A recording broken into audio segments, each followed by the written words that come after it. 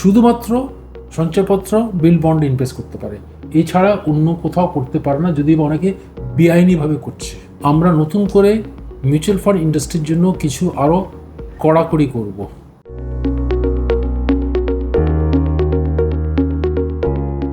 বাংলাদেশে আমরা জানি যে বিগত সময়তে বেশ কয়েকটা মিউচুয়াল ফান্ড অনেক সমালোচিত হয়েছে, অনেক ফ্রড তারা করেছে, যার জন্য সাধারণ বিনিয়োগকারীরা ঢুকেও পড়ে, অনেকেই ব্যাহত, they have been hurt by this thing.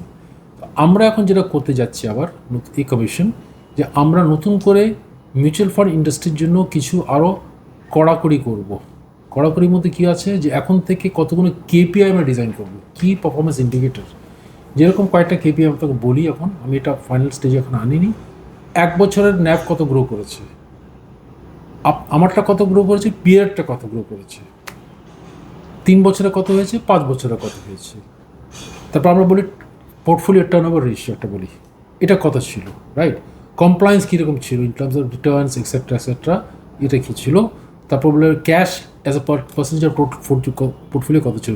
কয়েকটা কেপিআই ডিজাইন করবো আমরা, যেটা আমাদের সেন্ট্রালি বিস্যাক থেকে আমরা মনিটর করে গ্রেডিং করবো আমরা, যে এই মিউচুয়াল ফান্ড হচ্ছে এই গ্রেড, এই মিউচুয়াল ফান্ডে। তাহলে সাধারণ বিনিয়োগকারী বুঝতে পারবে যে এরা ভালো মিউচুয়াল ফান্ড, এখানে বিনিয়োগ করা যায়।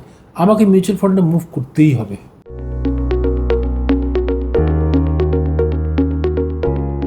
আমরা যদি আমাদের যে প্রভিডেন্ট ফান্ড গ্র্যাচুইটি, উন্নত বিশ্বে যেটা হয়ে থাকে, যে পেনশন ফান্ড যেটা বলা হয় প্রভিডেন্ট ফান্ড গ্র্যাচুইটিকে, উন্নত বিশ্বে যেটা করে সেটা হচ্ছে যে ওরা বিনিয়োগ করে in the stock market.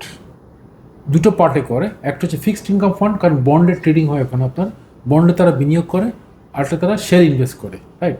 R government বন্ডও তারা কিনে, তিনটাতে করে। একটা রিস্ক ফ্রি, একটা হচ্ছে corporate bond which is slightly risky, আর একটা হচ্ছে share more risky, variable interest. এই 3টে ক্যাটাগরিতে তারা ইনভেস্ট করে। বাংলাদেশে শুধুমাত্র আমরা এখন একটা ক্যাটাগরিতে করছি, প্রভিডেন্ট ফান্ড গ্র্যাচুইটি, শুধুমাত্র সঞ্চয়পত্র, বিল, বন্ড ইনভেস্ট করতে পারে। এছাড়া অন্য কোথাও করতে পারে না, যদি বা অনেকে বেআইনিভাবে করছে। ওটাকে আমরা আইনে নিয়ে আসবো। আমরা এখন থেকে বিসেক বলবে যে প্রত্যেক লিস্টেড কোম্পানি, আমি তোমার প্রভিডেন্ট ফান্ডের অ্যাকাউন্টস দেখতে চাই, টু সি ওয়েজ ইনভেস্টমেন্ট। এটা আমরা বন্ধ করবো আমরা। এবং আমরা যেটা চেষ্টা করছি ভবিষ্যতে, যে একটা অলরেডি আপনারা নিশ্চয়ই জানেন যে একটা আইন করা হয়েছিল 3 কি 4 বছর আগে, যে এইসব ফান্ড 25% শেয়ার ইনভেস্ট করতে পারে।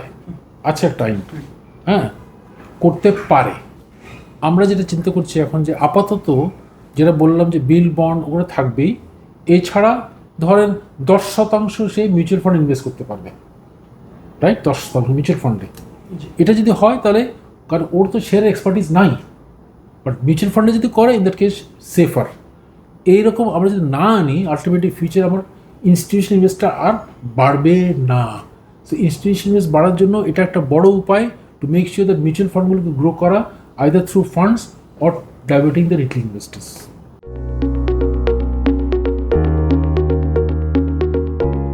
প্রাইমারি যেটা ফাইন্যান্সিয়াল লিটারেসির জন্য যারা রেসপন্সিবল ছিল, BICM অ্যান্ড BASM যারা দুটো ছিল, আমরা এখন লক্ষ্য দেখছি যারা প্রাইমারিলি রেসপন্সিবল ছিল, আসলে তাদের কাজটা তারা ঠিক মতো করছে না। আমরা এটাকে ঢেলে সাজাবো। ফারেস মিস্ট্রির সাথে আমাদের ডায়ালগ চলছে এখন বর্তমানে। আমরা এই দু জায়গাকে ঢেলে সাজাবো আমরা, বিকজ যত বেশি অ্যাওয়ারনেস আসবে, তত বেশি আপনি উদ্যোগী হবেন। আপনি করবেন কি করবেন না সেটা আপনার সিদ্ধান্ত।